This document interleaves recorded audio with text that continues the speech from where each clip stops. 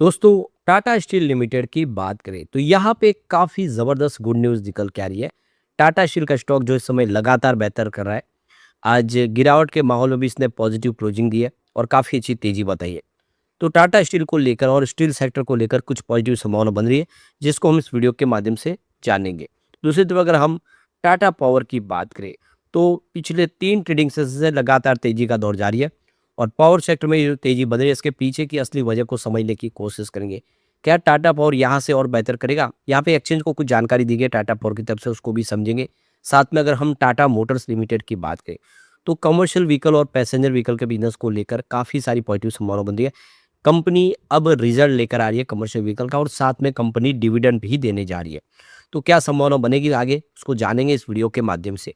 लेकिन फ्रेंड्स, उससे पहले अगर आप पहली बार हमारे चैनल पे आए तो चैनल को सब्सक्राइब कर दीजिए, एक बेल आइकॉन दबा दीजिए ताकि जब भी नया वीडियो बने पहला नोटिफिकेशन आपको मिले। वीडियो पसंद आए तो लाइक से जरूर कीजिए। चलो फ्रेंड्स, वीडियो स्टार्ट करते हैं। मैं हूँ आपका दोस्त एस बी दवे और हमारे अपने चैनल ऑनलाइन कमाई में आपका बहुत बहुत स्वागत है। सबसे पहले टाटा स्टील के कारोबार की बात करें, 215 पर आप देखें स्टॉक की आज क्लोजिंग है। 1.08% की तेजी देखने को मिली। तो देखिए, ये यहाँ पे 138 का लो बना, पिछले अभी जो गिरावट का सिलसिला शुरू हुआ था और आज इसने एक फ्रेश हाई बना दिया। देखिए, इसने एक नया रिकॉर्ड बनाया, 218 का बिल्कुल नया हाई बना दिया। तो अब बाजार में तो देखिए 400-500 पॉइंट की गिरावट थी, लेकिन इस गिरावट के माहौल में भी टाटा स्टील ने बिल्कुल एक फ्रेश 52 वीक का हाई बना के साबित किया है कि स्टॉक बहुत मजबूत है और लगातार आगे बढ़ रहा है। तो यहाँ पे टाटा स्टील हो या जेएसडब्ल्यू स्टील, सभी शेयरों में जबरदस्त पॉजिटिव माहौल बना। उसके पीछे की वजह को समझने की कोशिश कर लेते हैं। तो इस समय स्टील कंपनियों ने काफ़ी अच्छी रफ्तार पकड़ ली है। आप देखिए, कई स्टॉक नए रिकॉर्ड हाई पर पहुंच गए, जिसमें टाटा स्टील भी शामिल है। तो देखिए कि बाजार में इस सेक्टर में अब लंबी रेस की उम्मीद दिख रही है। मंगलवार को चाहे टाटा स्टील हो, जेएसडब्ल्यू स्टील या सेल, सभी स्टॉक में खरीदारी देखने को मिली। तो यहाँ पे गोल्डमैन सैक्स की तरफ से जो ग्लोबल ब्रोकेज हाउस है, उनका कहना है कि आने वाले सालों में भारत में स्टील की खपत का सबसे बड़ा जो ड्राइवर बन सकता है भारत। अनुमान के मुताबिक फाइनेंशियल ईयर 2032 तक देश में स्टील की खपत जो है करीब दुगनी होकर 212 मिलियन टन तक पहुंच सकती है। इंफ्रास्ट्रक्चर, शहरीकरण और मैन्युफैक्चरिंग की बढ़ती रफ्तार की वजह से ये मांग लगातार बढ़ेगी। ब्रोकेज हाउस ने कुछ स्टॉक पर खास भरोसा जताया है। जेएसडब्ल्यू स्टील, श्याम मेटालिक्स खरीदारी की उन्होंने सलाह दी है और टाटा स्टील जिंदल न्यूट्रल में उन्होंने एक न्यूट्रल रोक रखा है जिंदाल स्टील के अंदर, परंतु उन्होंने एनईएमडी को लेकर वो बिल्कुल बोली इसलिए है। तो देखें कि ये स्टॉक जो गोल्डमैन सैक्स के हिसाब से आने वाले समय बेहतर कर सकते हैं। यहाँ पे जो मार्केट है उनका कहना है कि आने वाले सालों में कंपनी की कमाई में तेजी बढ़ेगी। फाइनेंस 2028 तक मुनाफे में मार्जिन में बड़ा सुधार देखने को मिल सकता है। जेफरीज के मुताबिक चीन में स्टील उत्पादन और एक्सपोर्ट घटने से एशियाई बाजार में संतुलन बन रहा है। इसका फायदा जो भारतीय कंपनियां उनको मिल रहा है, क्योंकि कीमतों पर जो दबाव है वो कम हो गया है। अनुमान है कि आने वाले सालों में स्टील की कीमतें स्थिर रहेगी और कंपनियों को कमाई भी मजबूत होगी। हालांकि मिडिल ईस्ट में जो इस समय प्रॉब्लम है, उसके जोखिम को इस समय नज़र में रखना जरूरी है।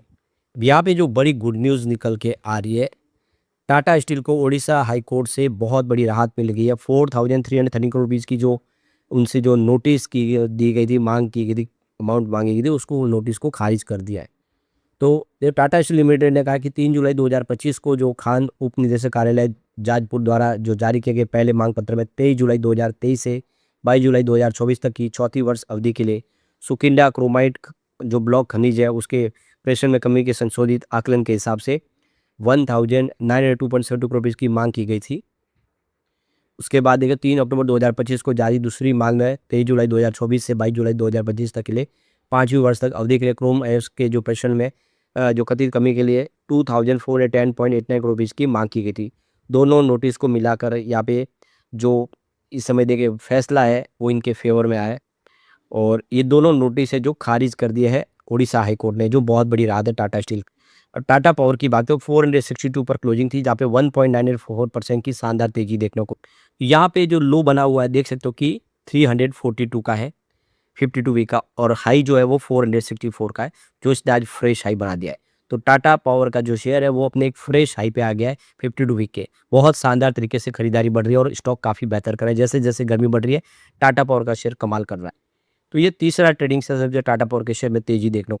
तो टाटा पावर का शेयर देखें तो पिछले एक साल में 16.94% की दौड़ लगाई, जबकि निफ्टी में इस दौरान 1.25% की गिरावट देखने को मिली है।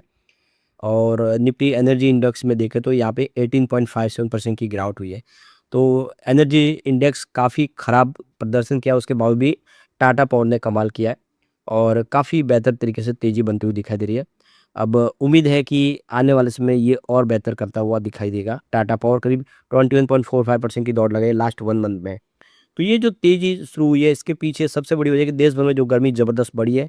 कई राज्यों में तापमान 40 से लेकर 45 डिग्री सेल्सियस तक पहुंच गया है, जिससे बिजली की डिमांड तेज़ी से बढ़ने की उम्मीद है।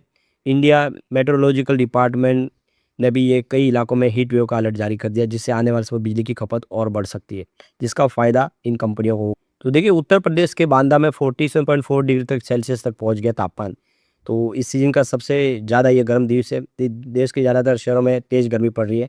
एसी, कूलर और इनका जो इस्तेमाल है बहुत बढ़ गया, जिससे पावर फैक्टर की फ़ायदा हुआ है कंपनियों को। तो पूरा रिकॉर्ड बताता है कि अल निनो के दौरान बिजली की मांग में तेज़ उछाल आता है। जैसे कि 2015 में जो मांग है वो 4 से 5% बढ़ी थी। 2019 में 7 से 9% का उछाल देखने को गया। इस बार भी ऐसी स्थिति है।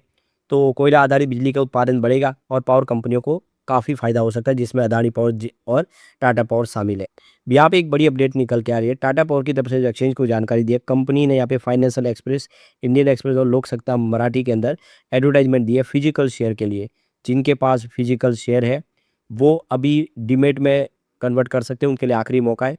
तो 5 फरवरी 2026 से स्पेशल विंडो खुली, जो 4 फरवरी 2027 तक खुली रहेगी, जिस दौरान आपके जितने भी डीमैट में शेयर वो कन्वर्ट किए जा सकते हैं जो आपके पास फिजिकल है। तो विंडो खुल चुकी है, ये इसका आपको खास ध्यान रखना है। और इसके जो शेयर ट्रांसफर एजेंट है MUFG इंडिया इन टाइम, उनका यहाँ पे एड्रेस भी दिया हुआ है, उनसे कांटेक्ट करके आप अपने जो भी KYC कंप्लीट है उसको कंप्लीट करें, जो भी डॉक्यूमेंट बाकी है उसको पूरा करें और अपने शेयरों को सुरक्षित कर लें। अब हम टाटा पावर की बात करें। टाटा पावर कमर्शियल 418 पर क्लोजिंग हुई, जहाँ पे 0.5% की गिरावट थी। टाटा मोटर पैसेंजर व्हीकल की बात करें तो 351 पर क्लोजिंग थी, जहाँ पे 0.89% की गिरावट देखने को मिली। तो यहाँ पे देखिए, टाटा मोटर कमर्शियल व्हीकल ने एक्सचेंज को जानकारी दी कि 13 मई 2026 बुधवार को अपनी कंपनी Q4 का रिजल्ट डिक्लेयर करेगी।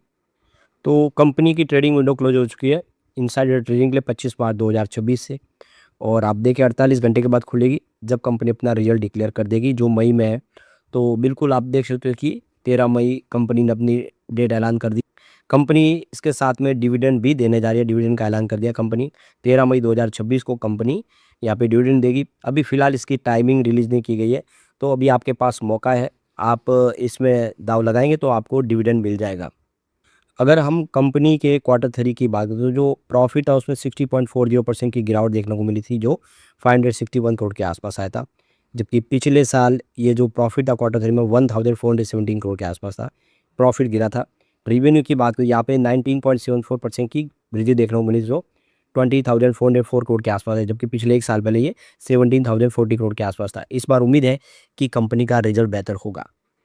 लेकिन फ्रेंड्स, कोई भी इन्वेस्टमेंट करने से पहले अपने फाइनेंशियल एडवाइजर से एडवाइस ले ले या अपना खुद का रिसर्च करें, क्योंकि मैंने वीडियो आपके एजुकेशनल पर्पज़ के लिए ही बनाया। वीडियो पसंद आए तो लाइक से जरूर कीजिए और चैनल को सब्सक्राइब कर दीजिए। Thank you friends.